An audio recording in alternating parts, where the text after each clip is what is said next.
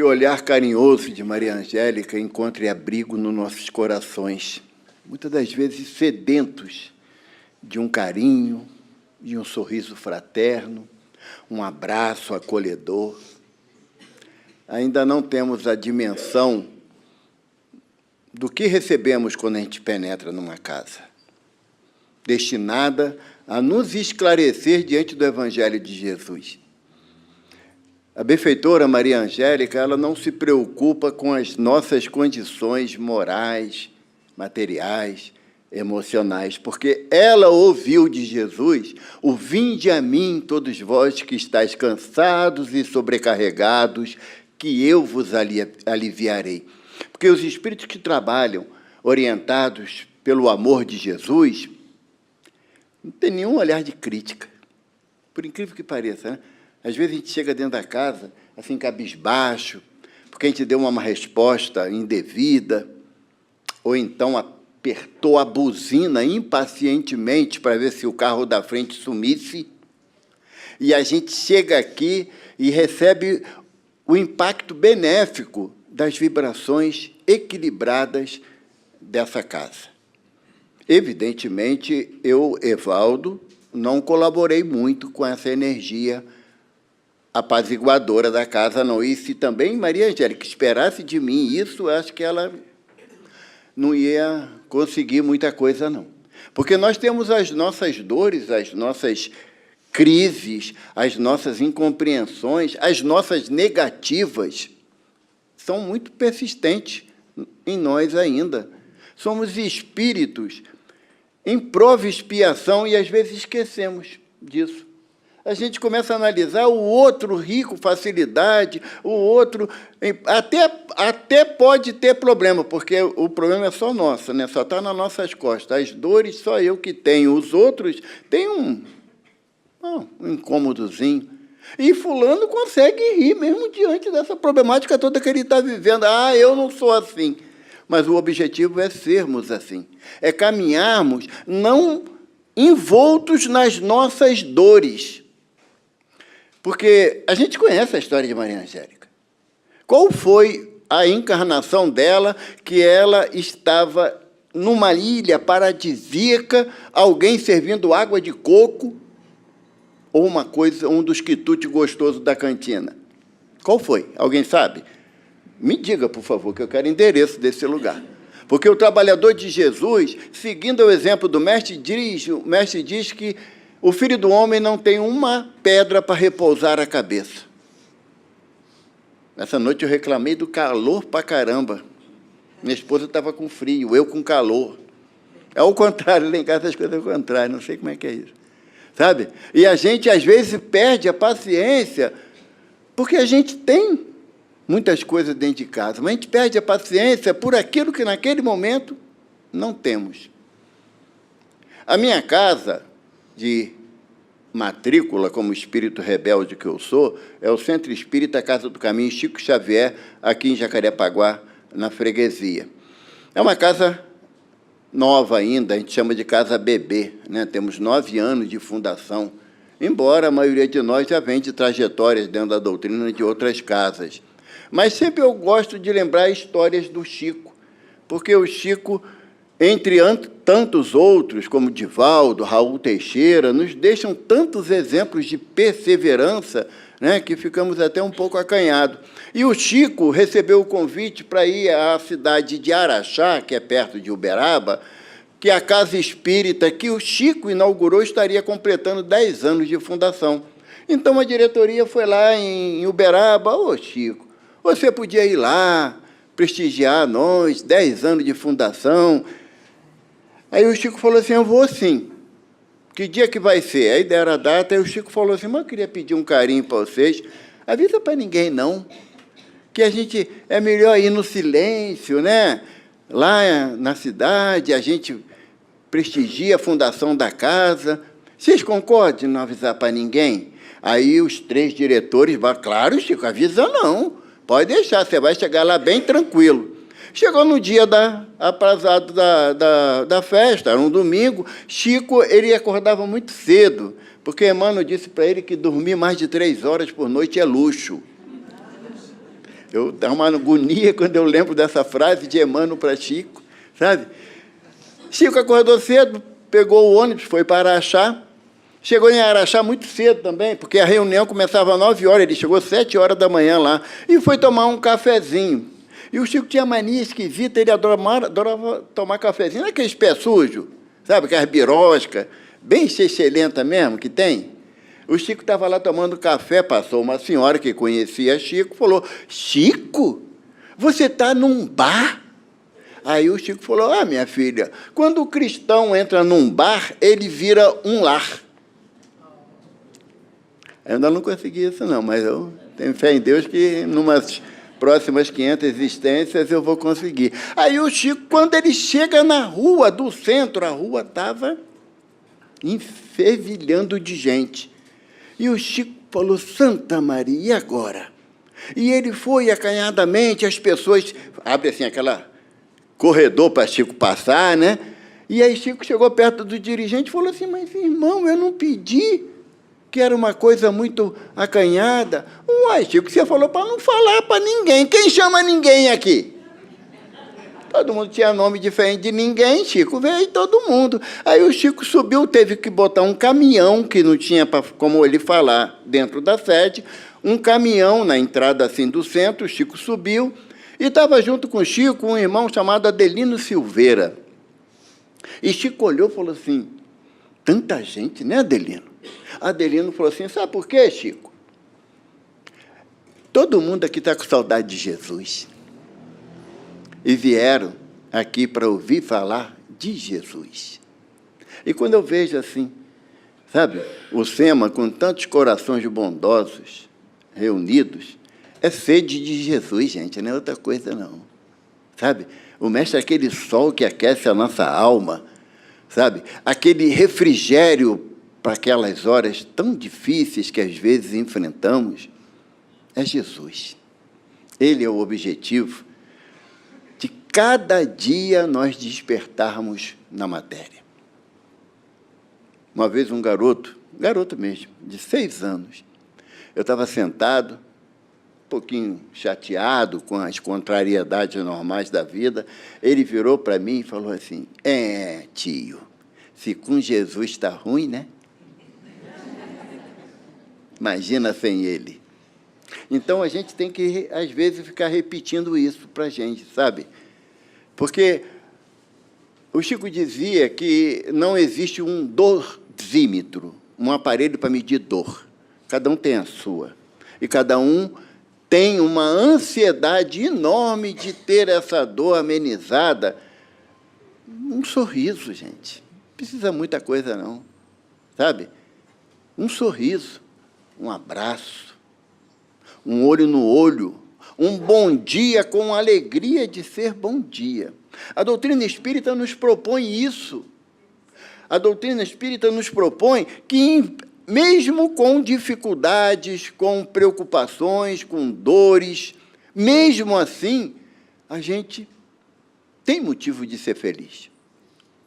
Quando vocês forem dormir, logo mais à noite, na prece individual, vocês pedem aos mentores de vocês para vocês serem levados nas cavernas umbralinas. Cuidado para não ficar lá. Porque é a lei de afinidade, semelhante atrai semelhante. Se a gente não tem muita afinidade com o bem, o mal nos atrai. Então, a gente fica difícil de se livrar do mal. Porque quando você vai nesses lugares e você retorna ao corpo físico, você fala assim, eu sou feliz e não sabia. Porque sofrimento não é a dor física, que muitas das vezes uma medicação mais intensa ou uma cirurgia mais agressiva tende a minorar essa dor. A dor moral, não. Não tem comprimido para dor moral. Não tem cirurgia para dor moral. A única possibilidade de você se distanciar da dor moral é a prática do bem. Mas não é esperar ficar bom para poder fazer o bem, não. Sabe? Não é achando que vai emagrecer, né, depois de 20 anos, que aquela roupa vai voltar a usar ela, não. É você, a proposta é a partir de agora. A partir de agora, eu vou me propor a reclamar menos, tarefa difícil, reclamar menos e agir mais no bem. À medida que nós tomamos essa decisão, nós começamos a compreender que uma das formas para que nós possamos agir no bem é o estudo. Porque quem não estuda a doutrina tem que acreditar naquele que está na frente do microfone. E é um perigo você acreditar no que estão falando para você, sem que você tenha uma base que a doutrina te oferece, porque o Espírito de verdade nos propõe lá no Evangelho: espíritas, amai-vos, eis o primeiro mandamento. E ele sabia que não era uma atividade muito fácil, o amarmos uns aos outros, como Jesus nos amou. Mas aí ele falou, bom, então se amar está difícil, espíritas, instruí-vos. Porque os espíritos dizem a Kardec que primeiro nós desenvolvemos a atividade intelectual, depois a atividade moral. Porque o intelecto é que formará a base solidificada na prática do bem. Porque quando você tem um entendimento profundo não, superficial da prática do bem, você começa a não exigir o retorno daquele bem praticado. Imagina, temos hoje aqui muitos trabalhadores espirituais de Maria Angélica, que não poderia ser diferente. Aí todos eles estão anotando nossos nomes e nossos pensamentos. Aí, chega na hora de ir embora, eles falam assim, viu como é que o pensamento dele mudou? Por quê? Porque o ambiente nos é propício para isso. O tema do nosso estudo de hoje está lá na parte 2ª do Livro dos Espíritos, que trata da intervenção dos espíritos no mundo corporal. E vem desmistificar um entendimento que até hoje trazemos, porque o senhor Allan Kardec, em 1857, quando ele traz a lume o Livro dos Espíritos, o senhor Allan Kardec enfrentava determinadas preocupações com a sociedade europeia da crença em pactos, em talismã, feiticeiro. Hoje em dia a gente já está liberto disso, graças a Deus, né? Ninguém, se você estiver passando na rua e ver uma pessoa com um turbante, colar no pescoço e diz que tu vai ver o que tu fez comigo, a gente já dorme tranquilo, isso não mais incomoda a gente, e nem vem correndo pedir atendimento fraterno, passe, desobsessão, visita fraterna, né, culto no lar diário na minha casa, porque eu estou muito precisando. A gente já está liberto disso tudo não faz mais parte da gente. Mas a gente tem que falar, às vezes, para os espíritos, sabe? Os espíritos não sabem disso. Então, eu vou falar para os espíritos, não é para vocês, tá bom? Não se preocupe. Na primeira pergunta que nós vamos analisar, olha só, essa folha e essa folha. Vocês não têm hora de almoço hoje, não, tá bom? A gente vai começar, só Deus sabe que hora que termina. Kardec pergunta logo na 549. Algo de verdade haverá nos pactos com os maus espíritos? A gente sabe que essa pergunta sendo feita para nós de uma forma muito assim aleatória, a gente vai dizer que, ó, eu acredito nesse trem mesmo. Acredito. Aí os espíritos respondem, não há pactos. O que é o pacto? O pacto é um compromisso firmado aonde as partes não estão libertas da possibilidade de se distanciar. Não sei vocês, mas na minha infância tinha aquele negócio de pacto de irmão. É que ninguém tinha coragem de cortar o pulso para trocar o sangue, mas que dava vontade, dava. E a gente pegava uma folha, né, fazia assim como se tivesse um canivete para cortar, e um irmão botava a mão no pulso do outro, e agora temos um pacto de sangue. Na infância é legal. Agora, como adulto, o homem achar que ele tem um pacto com a esposa, ou a esposa com o homem, e esquece da assertiva de que até a morte os separe, né? Acha que mesmo depois de desencarnado tem que continuar subjugando ou sendo o detentor da vontade do outro, aí os espíritos dizem que não há pacto. O que há é aquele desejo de buscar na esfera espiritual a satisfação de vontades nossas que materialmente não temos como realizar. Até os espíritos dão um exemplo aqui de, se você não gosta do seu vizinho, tem até um caso interessante. Você não gosta do seu vizinho, mas como espírita você sabe que não pode, aliás, não deve desejar mal ao outro. A gente já sabe disso. Não é realidade ainda na minha vida, mas que eu sei, sei.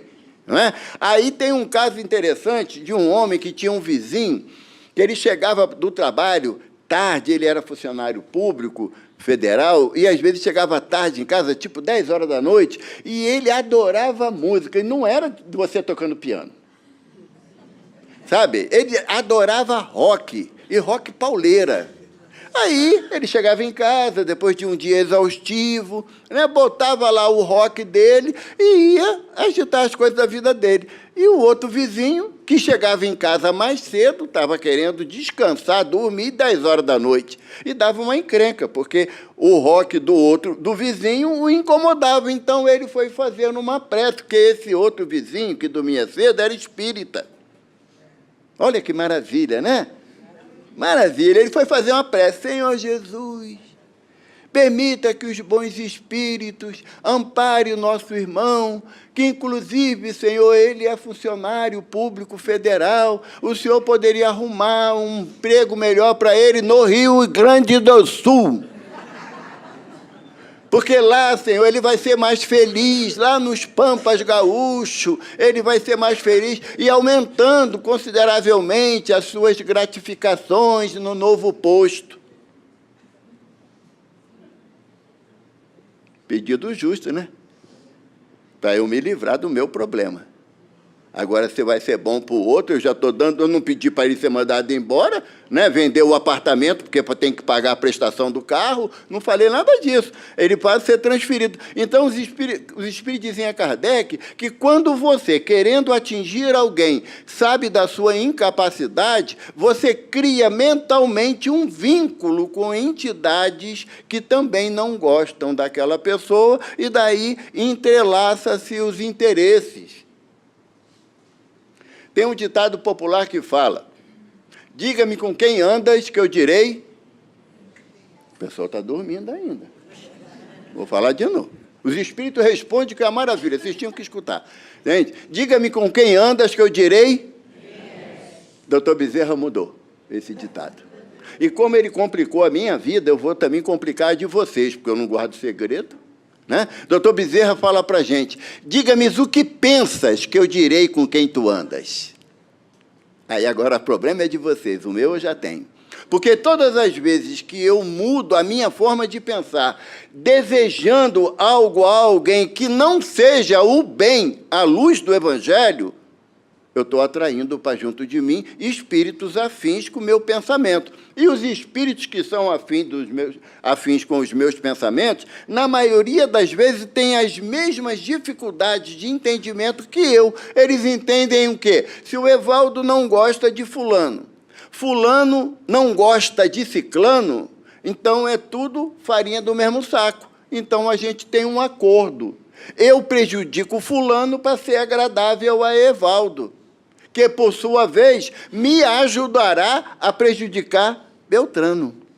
Olha o círculo que se faz para que nós possamos entender que o pacto não existe, mas o acordo pela vontade do pensamento é real. O acordo é real. Porque quando o doutor Bezerra fala que eu tenho que analisar os meus pensamentos para decidir com quem eu quero andar, a possibilidade de eu pensar egoisticamente nas minhas vontades afastará de mim, certamente, os benfeitores da casa. Porque eles desejam o oposto do egoísmo, que é a fraternidade, é a caridade, como Jesus entende, como está lá na 895 do Livro dos Espíritos. Como a caridade, como Jesus entende a caridade? Aí o pessoal fala: é o BIP. Não é o BIP, aquele aparelhinho que a gente usava antigamente, né? Não, não é isso. É benevolência para com todos. Quem está preparado para ter esse sentimento de benevolência para com todos, principalmente para aqueles que não gostam da gente? Porque eu ser benevolente com meus netos, a coisa mais fácil do mundo. Ele pode até falar, eu ligo para o meu neto Bernardo, 3 anos, ligo para minha filha, ele atende o telefone e fala: agora não, vovô, e desliga. Eu também faço esse rir. Agora, se eu falar e ligar para a filha, e a filha dizer, agora não, papai, eu desligar, eu vou ficar aborrecido com ela. Então, benevolência para com todos não é para quem eu tenho afinidade, é para com todos mesmos. Tem uma música do padre Fábio de Mello, que é Humano Demais, o nome da música. Tem um trecho que ele fala assim, que é linda, que ele fala assim, e Jesus se fez amigo de um ladrão para lhe roubar o coração. Olha que lindo. Benevolência para com todos, é o primeiro atributo da caridade, como Jesus entende. Indulgência para os erros do semelhante, para o marido da esposa também. Sabe? Indulgência para o erro do semelhante. O que é a indulgência? A indulgência não é, como muitas das vezes nós interpretamos, passar a mão na cabeça, não, pelo erro cometido, não. É você corrigir o erro, mas não ser azedo, impositivo com aquele que errou. Porque é o próprio mestre que fala, eu abomino o pecado, mas amo o pecador. Então, a indulgência, ela consiste de você esclarecer que a pessoa está errada, agiu errado com você, mas dizer isso não com ranço, não com raiva, não querendo menosprezar o outro. É você mostrar o erro do outro, mas dizer, estou junto contigo para te ajudar a acertar. Não é abandonar a boa vontade, a boa sorte da pessoa, porque ele cometeu um erro comigo. Não. A gente não faz isso com aqueles que nós amamos. Sempre encontramos uma forma de desculpar. Benevolência, indulgência e perdão. Perdão é um sentimento em que você se retrata pelo erro praticado, mas se o outro aceitar a sua retratação, o presente do perdão é a aceitação do teu pedido. Porque é muito fácil a gente falar assim, eu te perdoo. Você me magoou, mas eu estou tentando melhorar, eu te perdoo. Isso é uma atitude extremamente controvérsia quando não é afastado do orgulho. Está vendo como é que eu sou bom? Perdoei ela. Tu não sabe o que ela falou para mim lá fora. Entende? Aí eu mostro para todo mundo que eu sou legal. Agora, pedir perdão é um ato de humildade. Então, o perdão incondicional ele está associado às duas práticas. A você oferecer o perdão quando o erro é em sua direção, mas também de você pedir perdão quando o erro partiu de você. Quando você foge dessas possibilidades em relação à caridade, como Jesus entende, você cria pacto com entidades menos felizes. Certa vez eu estava lá na casa, um irmão, Miguel Labolida, ele já fez palestra aqui há algum tempo atrás. Ele não vai assistir minha palestra para falar mal dele, né? Eu acho. Mas o Miguel, eu e o Miguel, a gente sempre brincou muito, temos uma amizade, uma fraternidade muito grande, e eu peguei brincando, eu falei assim para ele, Miguel, se tu nunca prestou, não é agora que tu vai prestar. A gente às vezes brinca assim, né? Aí um benfeitor falou assim, para você é brincadeira, e para os espíritos que têm dificuldade com ele, será que vai entender que é brincadeira também? Aí eu falei, Miguel, deu ruim para nós. Deu ruim, porque... Aí eu peguei, claro que eu não vou guardar isso para mim, que eu não sou doido, né? Aí eu falei, Miguel, olha só, o benfeitor está falando isso e isso. Ih, Evaldo, a gente não pode nem mais brincar, né? Eu falei, não. Por quê? Porque quando você tem a inocência da criança, as brincadeiras são dentro da fase da inocência, mas quando tu é adulto, não. Paulo de Tarso, o que ele fala para a gente na carta aos Efésios? Quando criança, eu me alimentava de papinha e eu já sou um homem. Não tenho mais condições e nem necessidade de me alimentar de papinha. Então, nós não podemos ter atitudes irreverentes um com o outro, achando que a espiritualidade vai entender que é brincadeira, porque temos afins, espíritos afins. E a afinidade espiritual é baseada na sinceridade e no objetivo a ser alcançado. E se eu uso de deboche, como é que eu vou ser? Crio a sintonia. Crio a sintonia. Então, a questão do pacto está relacionada ao meu entendimento acerca da relação com um plano espiritual. A proposta é de Jesus. A proposta é de Jesus. Não faça ao vosso semelhante aquilo que não gostaria que lhe fosse feito. Se a gente conseguisse, sabe, entronizar isso no nosso coração, eu garanto a vocês, 90% das minhas dificuldades estariam resolvidas. Se eu conseguisse entronizar isso, de ter a verdadeira empatia. Porque, hoje em dia, a palavra empatia ficou classificada num nível, no meu entendimento, muito rasteiro. Sabe? Você chega perto de uma mãe que viu o filho desencarnar, aí a outra mãe fala, eu sei o que você está passando, não sabe. Impossível. Impossível. É uma dor única.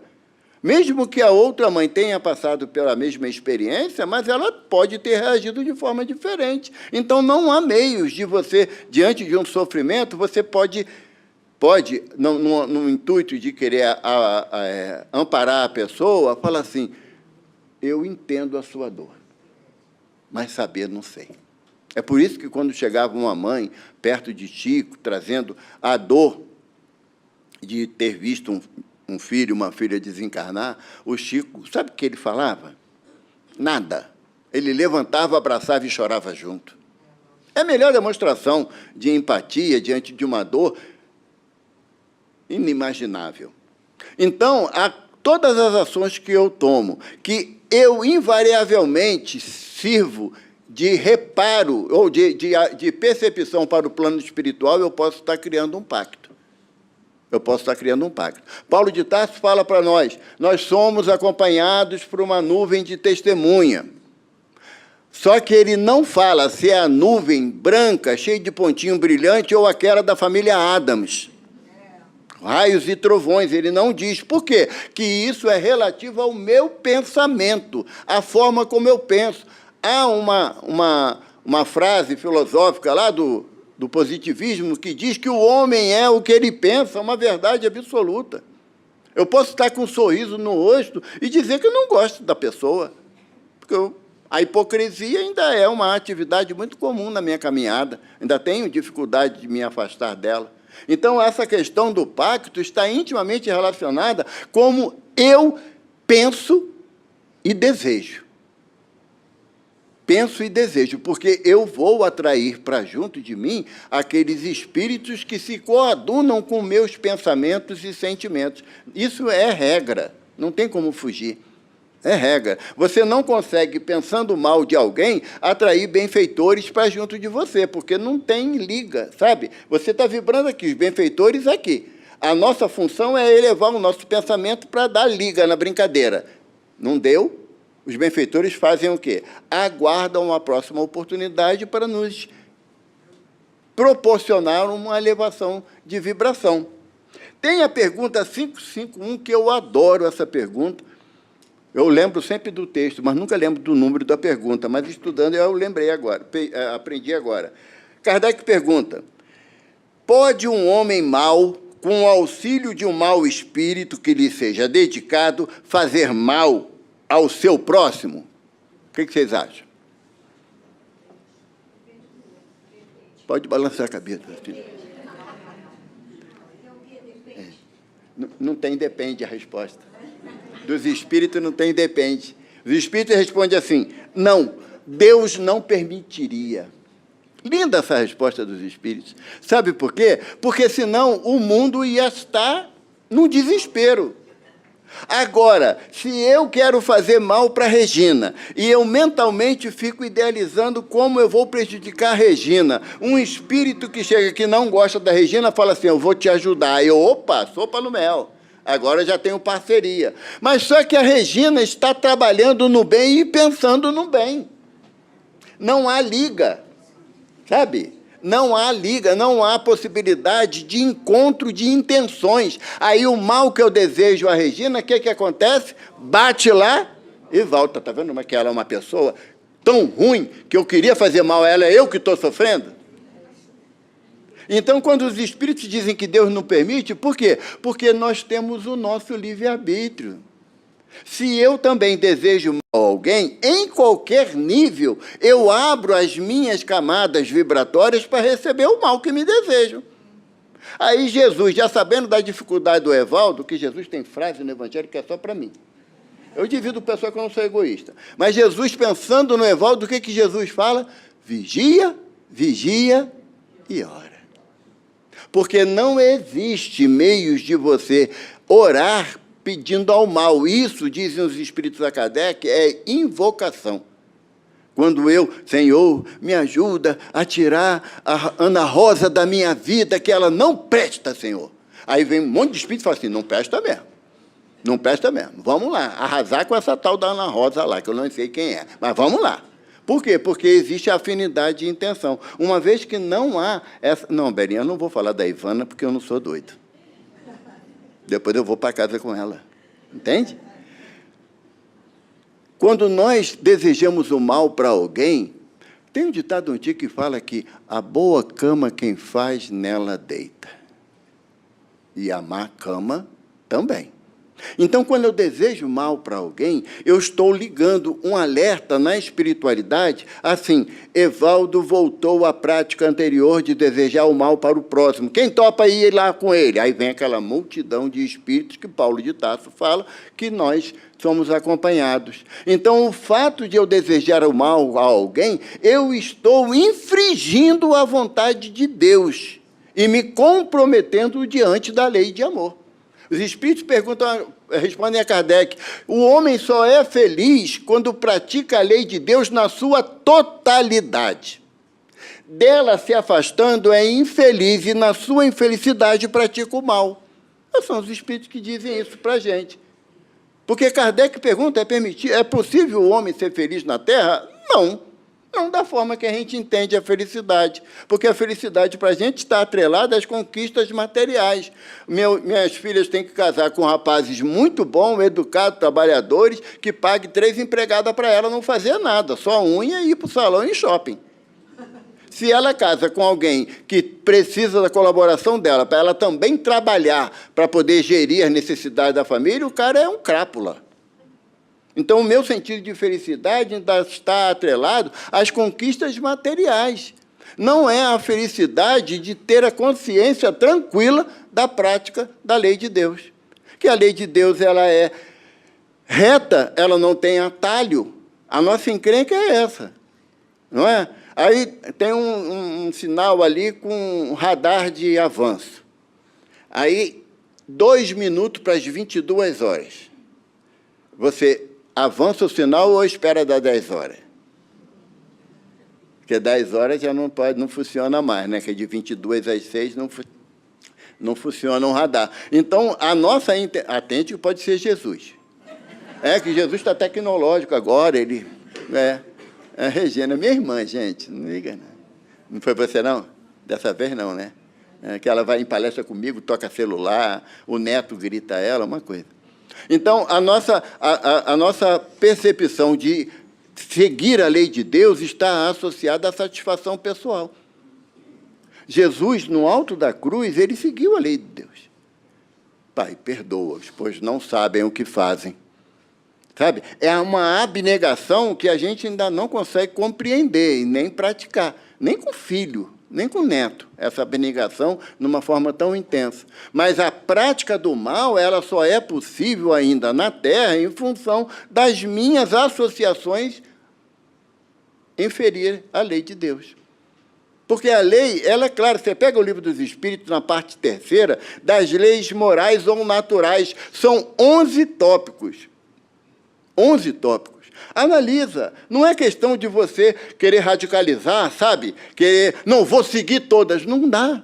Não dá. Ainda não temos ainda condições, musculatura espiritual para cumprir todas as leis. Mas temos a vontade e o desejo de começar a mudar a nossa conduta baseado naquilo que a gente estuda.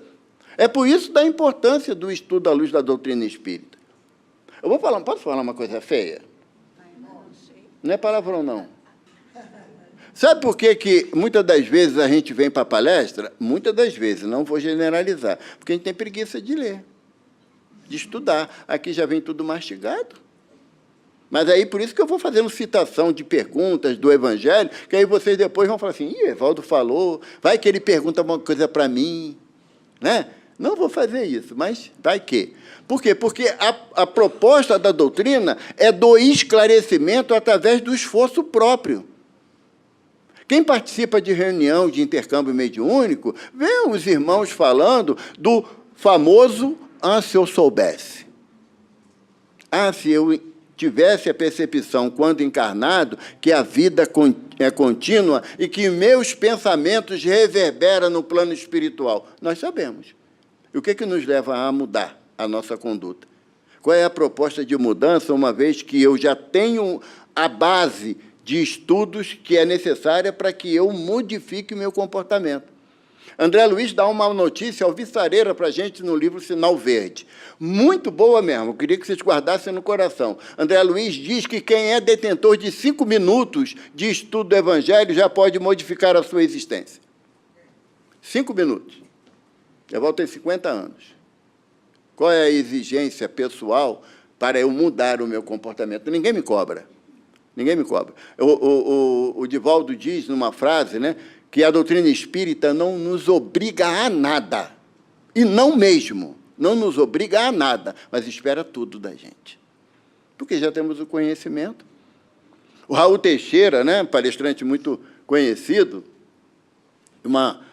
um exemplo de superação de uma dificuldade física, né? Ele teve um AVC dentro do avião, indo para Nova York fazer um ciclo de palestra.